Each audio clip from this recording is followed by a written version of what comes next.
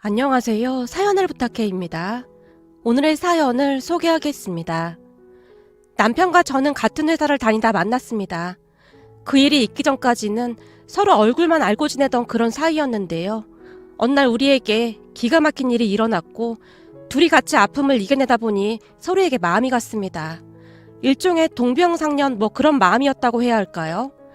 어느 날 회사에서 실적이 좋아서 남편이 근무하던 팀과 우리 팀이 같이 회식을 하게 되었어요.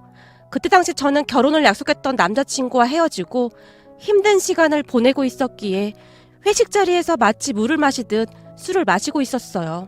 그런 제 모습을 보며 직원들이 수근거리는 소리가 들려왔습니다. 아람씨 말이야, 오늘 술을 너무 많이 마시는 것 같은데 좀 말려야 하는 거 아니야? 결혼하려고 상견례까지 다 한 남자친구가 딴 여자랑 바람까지 나서 파혼했는데 아람씨가 지금 제정신이겠어? 그냥 냅둬. 난 생각만 해도 끔찍하다. 어쩜 그럴 수가 있냐? 아무튼 세상에 나쁜 놈들 되게 많아. 그냥 천벌을 받아야 한다니까. 사실 아람씨 같은 사람이 어딨어. 성실하고 착하고 거기다 얼굴도 예쁘고. 근데 저런 아람씨를 두고 어떻게 그런 짓을 할 수가 있어? 그니까 아주 나쁜 놈이지. 근데 그런 놈들은 결혼해도 잘 못 살더라고. 아주 뻔할 뻔짜 아니겠어. 나중에 똑같이 당해봐야 한다니까. 같은 팀 김대리와 정대리가 흥분한 채 중얼거리는 소리가 제 귀에까지 고스란히 들려왔습니다. 그런데 그 순간 조용히 술만 마시던 영업 1팀 최 과장님이 갑자기 고함을 지르더니 눈물까지 뚝뚝 흘리는 게 아니겠습니까? 나쁜 인간들, 바람피는 인간들은 싹 다 잡아다 감방에 쳐놔야 돼. 뭐야, 최 과장님 갑자기 왜 저래? 우리가 무슨 실수했나? 최 과장님의 모습에 다들 안절부절 못한 채 어쩔 줄을 몰라 했어요. 아니 그렇지 않습니까? 사랑한다고 평생을 함께 하자고 그래놓고 어떻게 하루아침에 그럴 수가 있느냔 말입니다. 세상에서 제일 무서운 게 뭔지 압니까? 바로 사람입니다, 사람. 아니죠. 그런 인간들은 사람의 탈을 쓴 동물이나 매 한 가지죠. 아람대리 기죽을 거 없어요. 잘못은 그 인간이 했는데 왜 아람대리가 그렇게 기가 죽어 있느냔 말이에요. 네? 아닙니다. 저는 진짜 괜찮습니다. 진짜 괜찮습니다. 저도 이미 취할 대로 취해 있었기에 어느새 목소리가 커져 있었어요. 그래, 괜찮고 말고 그니까 힘내자고요. 사실 나도 말이에요. 내 여친이 바람나서 딴 놈이랑 결혼했어요. 이런 그지 같은 일이 어디 있느냔 말이에요. 라며 최 과장님이 제 앞으로 다가왔는데요. 최 과장님 또한 많이 취해 있는 듯 해보였어요. 자, 그런 의미에서 우리 둘이 한잔 하자고요.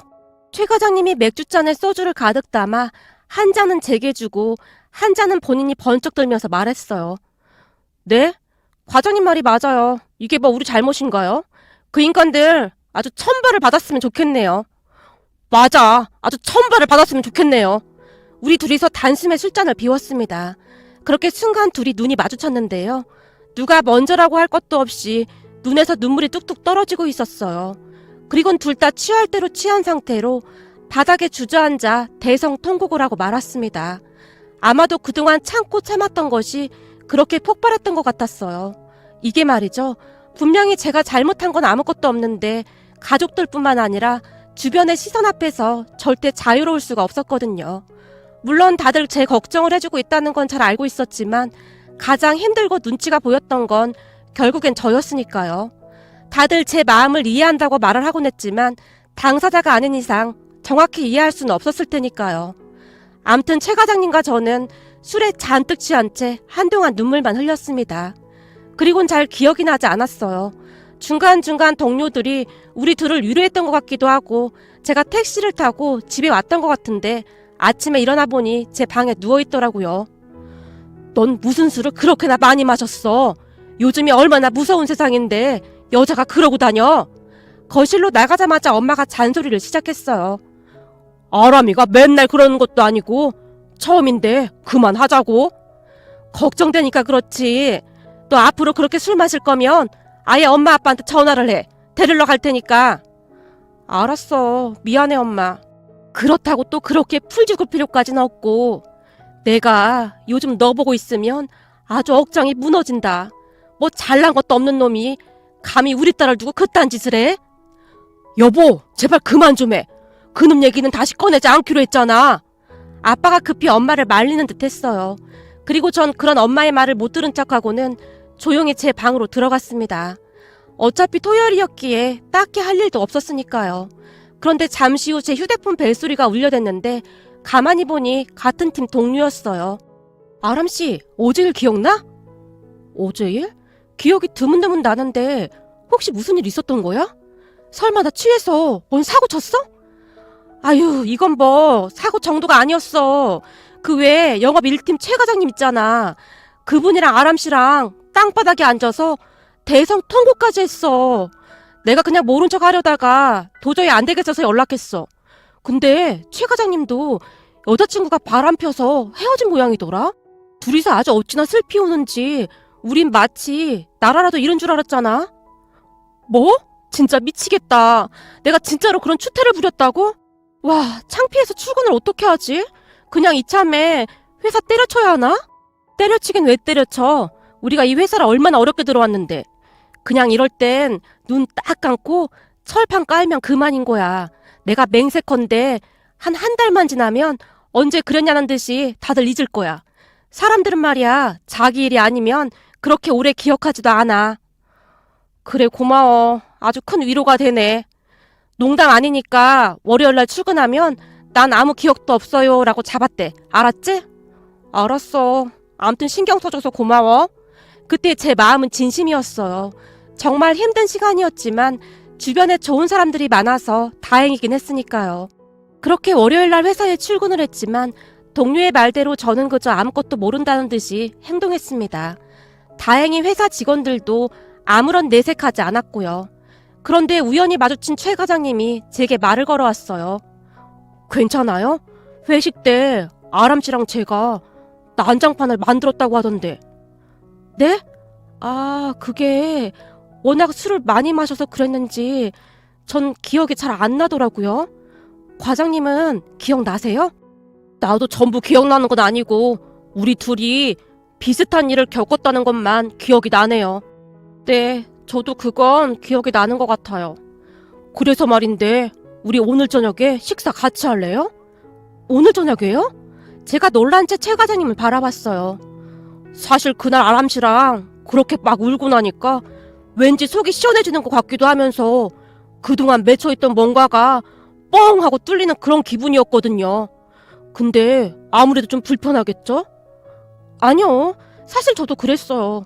과장님도 알다시피 이게 직접 겪지 않으면 이해하기가 힘든 거잖아요. 사실 저도 그날 맺혀있던 응어리가 씻겨나가는 그런 기분이었어요. 오늘 같이 식사해요. 그게 뭐가 어렵다고요? 알았어요. 그럼 이따 퇴근하고 봐요. 최 과장님이 쑥스러운 듯 웃었어요. 그리고 그날 저녁 최 과장님과 저는 저녁 식사를 하며 그동안 쌓였던 것을 다 풀어냈는데 가슴속 깊이 응어리져 있던 것들이 말끔히 내려가는 듯한 그런 느낌이었습니다. 그 뒤에도 우리는 자주 만나서 신세 한탄도 하고 그 인간들 욕도 하면서 스트레스를 풀곤 했습니다. 그러다가 어느 순간 둘이 가까워졌고 말이죠. 그렇게 우리는 연인 사이가 되어갔습니다. 사람에게 받은 상처를 다시 사람으로 이겨낸다는 말이 있잖아요.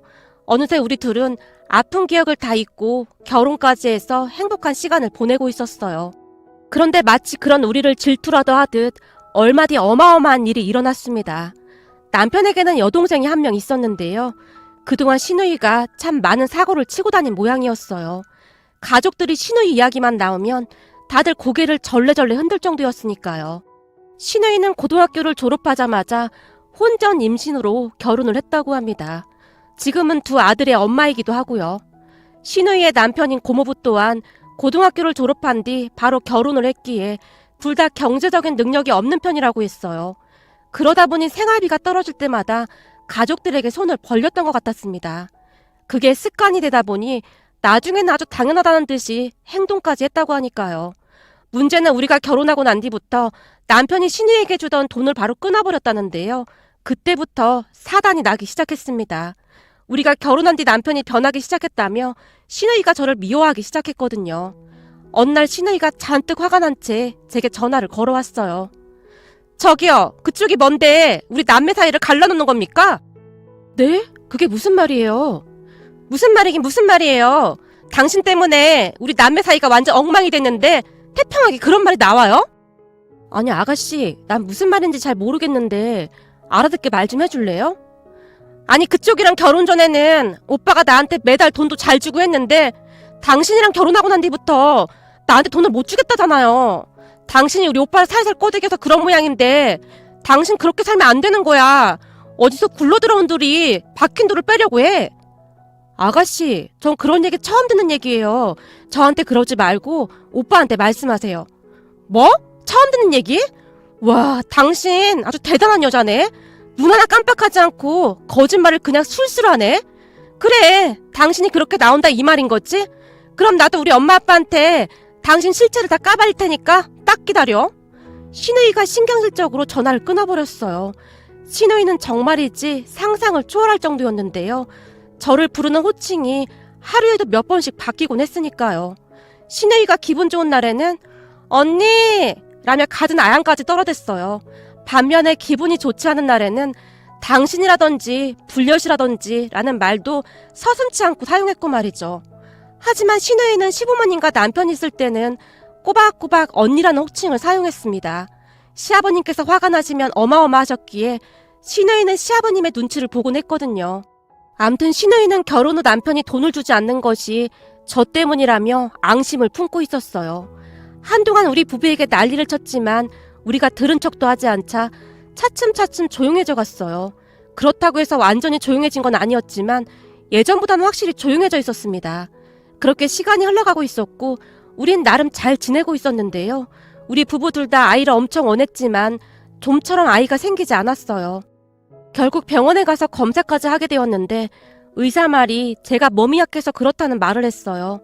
한마디로 남편에게는 아무 이상도 없다는 그런 말이었습니다. 그 뒤 남편과 시부모님께 어찌나 죄송한 마음이 들었는지 모른답니다. 물론 시댁 가족들이 부담을 주거나 하진 않았지만 제 입장에서는 눈치가 보일 수밖에 없었어요. 그렇게 우리 부부는 아이를 갖기 위해 같이 병원도 다니면서 열심히 노력하고 있었습니다. 그러한 사실을 시부모님과 신우이도 다 알고 있었고요. 그런데 그 사실을 알고부터 신우이가 제게 비아냥대기 시작했어요. 내가 들어보니 언니랑 오빠 불임치료인가 뭔가 그거 다닌다면서요? 네, 지금 꾸준히 병원 치료 받고 있으니까 곧 좋아질 거예요. 난 연년생으로 아들을 둘이나 숨풍숨풍 낳았는데 아니 어떻게 그럴 수가 있어? 난 이해가 안 되네. 전에 은주 언니 같았으면 이런 일도 없었을 텐데 이래저래 은주 언니랑 비교가 돼도 너무 되는 것 같아. 안 그래 엄마? 뭐? 너 지금 제정신이야? 어디서 그런 정신 나간 것 이름을 입에 올려? 아니 그렇잖아. 사실 은주 언니가 애교도 많고 건강하기도 했고 그랬잖아. 엄마 아빠도 싹싹하다고 엄청 좋아했었잖아. 이게 근데 정신이 나가도 보통 나온 게 아니구나. 너 우리 앞에서 한 번만 그 정신 나간 것 얘기하면 집에 발도 못 들여놓을 줄 알아. 그리고 네 새언니한테 문제가 있어서 그런 게 아니라 네 오빠한테 문제가 있어서 애가 안 생기는 거야. 말을 하려면 똑바로 알고 말을 해. 뭐? 오빠가? 그럴 리가. 오빠가 얼마나 건강한데. 건강하긴 뭘 건강해. 운동이라고는 담 쌓고 사는 인간이. 그렇잖아도 네 새언니한테 미안해서 엄마 아빠도 눈치 보고 있는데 네가 먼데 와서 불을 싸지르고 있어. 너 당장 니네 집에 가. 시어머님께서 제 눈치를 보며 신우이를 억지로 내보냈어요. 그 모습을 보며 제가 당황한 채 허둥대다가는 시어머님께 조용히 말했어요. 어머님, 사실 그이 때문이 아니라 제 몸이... 됐다. 네 몸이 어디가 어때서. 너 때문이 아니니까 그런 생각 하지도 마. 나도 말이다. 결혼하고 한동안 애가 안 생겼었다. 그러니 니들도 애가 늦게 생기는 거야. 그리고 말이야, 혹시나 애가 안 생기면 그냥 니들끼리 잘 살면 되는 거야. 그러니까 너무 걱정하지 마. 어머님, 정말 감사해요. 감사하긴 뭐가 감사해. 한 번뿐인 니들 인생이야. 그러니까 행복하게 잘 살면 되는 거야. 시부모님은 항상 그렇게 말씀하실 뿐이셨어요. 그렇게 한 달, 두 달 시간이 지나가고 있었지만 우리에게 아이는 찾아오지 않았습니다. 그러던 어느 날 신우이가 어마어마한 일을 저지르고 말았어요. 지금 생각해봐도 온몸이 부들부들 떨릴 정도인데요. 아무리 생각이 없어도 그렇지 어떻게 그런 짓을 할 수가 있었던 것인지 가족 모두 이해가 되지 않을 정도였습니다. 그 사건으로 인해 신우이는 돌아올 수 없는 강을 건너고 말았으니까요. 우리 가족 모두 조용해진 신우이를 보며 정신을 차렸다고 좋아하고 있었는데요. 그도 그랬던 것이 언제부턴가 신우이가 돈을 달라는 말을 하지 않았거든요. 그런 신우이를 보며 시아버님께서 놀라워 하실 정도였어요. 근데 미니가 요즘 너무 조용하지 않아? 돈 떨어졌다고 와서 징징거릴 때가 한참 지났는데 말이야. 그러게 말이야. 요즘은 나한테도 별말 없더라고. 아니면 혹시 니들이 따로 돈 주고 있는 건 아니지? 절대 돈 주면 안 된다. 아니에요, 어머님. 요즘 아가씨한테 연락도 없는걸요? 그럼 다행이긴 한데 미니 그것이 조용해도 너무 조용하니까 오히려 불안하네. 또 뭔 짓을 꾸미는 건 아니겠지? 갑자기 조용해진 신우이를 보며 오히려 다들 걱정을 할 정도였습니다. 그런데 얼마 뒤 시부모님의 걱정이 현실이 되었는데요. 신우이가 상상을 초월할 만한 짓을 하고 있었거든요. 어느 날 신우이가 가족들에게 할 말이 있다며 남편에게 시댁으로 오라고 전화를 했다는데 절대 저를 데리고 오지 말라고 했다네요. 남편이 왜 그러냐고 몇 번이나 물었지만 엄청 중요한 일이야. 그러니까 절대로 세연이 데리고 오면 안 돼. 오늘은 오빠만 혼자 와야 해. 알았지? 내가 오빠를 위해 만든 서프라이즈란 말이야. 라는 말을 했답니다. 결국 남편이 제 눈치를 보다가 혼자 시댁으로 출발을 했어요. 그리고 얼마 뒤 시댁이 발칵 뒤집어지고 말았답니다. 남편이 시댁에 들어간 뒤 잠시 후 신우이가 집 안으로 들어오다가는 뒤를 돌아 말하더래요. 언니, 뭐해요? 빨리 들어와요. 우리가 처음 보는 것도 아니고 뭘 그렇게 쑥스러워하세요? 얼른 들어가요. 오빠도 언니 보면 엄청 좋아할 거예요. 라며 누군가의 손을 잡아 끌더랍니다. 그렇게 누군가 신우이의 손에 이끌려 집 안으로 들어왔다는데요. 짜잔! 다들 누가 왔나 봐봐. 네가 지금 여기가 어디라고? 여자의 얼굴을 보던 시부모님과 남편이 놀란 채 미처 말을 잇지 못하고 있었다고 합니다. 그러니까 신우이가 말이죠. 남편의 전 여친을 데리고 왔다고 하네요. 어머님, 아버님 잘 지내셨어요? 자기야, 자기도 잘 지냈어? 네가 여길 어떻게 왔어? 아니 왜 온 거야? 남편이 놀란 채 따져 물었다는데요. 다들 반갑지? 사실 말이야, 은주 언니가 계속 오빠를 보고 싶다고 나한테 연락을 했지 뭐야. 그래서 내가 데리고 왔어. 은주 언니가 오빠랑 헤어진 거 엄청 후회한대. 민준씨, 그때는 정말 미안했어. 자기가 날 얼마나 사랑하는지 잘 알고 있으면서 내가 잠깐 미쳤었나봐. 근데 살아보니 자기가 너무너무 보고 싶은 거 있지? 나 전 남편이랑 살면서도 맨날 자기 생각하면서 살았어. 남편의 전 여친이 아무렇지도 않게 말을 하더랍니다. 뭐? 전 남편? 응, 사실 나 결혼하고 몇 달 못 살고 이혼했어. 아무리 시간이 지나도 자기가 너무 보고 싶더라고. 그래서 자기랑 다시 잘해보고 싶어서 내가 아가씨한테 부탁했어. 거기다 그 사람이랑 몇 달 살지도 않고 헤어져서 혼인신고도 안 했거든. 그니까 우리 다시 잘해보자. 신우이나 전 여친이나 정신이 나간 건 매 한 가지였다네요. 뭐? 다시 시작해? 나 결혼해서 지금 잘 살고 있어. 근데 내가 왜 너랑 다시 시작을 해? 무슨 정신 나간 소리야? 민준 씨는 나 없이는 못 사는 사람이잖아. 그래서 그때 내가 떠났을 때 정신과까지 들락날락했었다며? 아가씨한테 다 들었어. 그러니까 우리 다시 시작하자. 이거 완전 또라이네. 미쳤냐? 내가 왜 너 같은 정신 나간 여자랑 다시 시작해? 그땐 내가 잘 몰랐었는데 세상에는 우리 아내 같은 여자도 있더라. 우리 아내가 얼마나 현명하고 좋은 여자인 줄 알기나 해? 그니까 정신병자 같은 소리 하지 말고 당장 나가. 자기야, 자기가 목숨보다 소중하게 생각하던 나야, 나 김은주. 와, 완전 미쳤네. 진짜 돌아도 보통 도는 게 아니네. 너 예전에는 이 정도까지는 아니지 않았냐? 어쩌다 이렇게 된 거냐? 자기야, 무섭게 왜 그래? 그동안 나한테 이렇게 무섭게 말한 적 한 번도 없었잖아. 내가 다시 돌아왔는데 너무한 거 아니야? 거기다 자기랑 살고 있는 그 여자 지금 애도 안 생긴다며? 그게 다 궁합이 안 맞아서 그런 거야. 자기랑 나랑 살면 애도 바로 생길 거라니까. 예전부터 자기가 애를 얼마나 갖고 싶어 했어?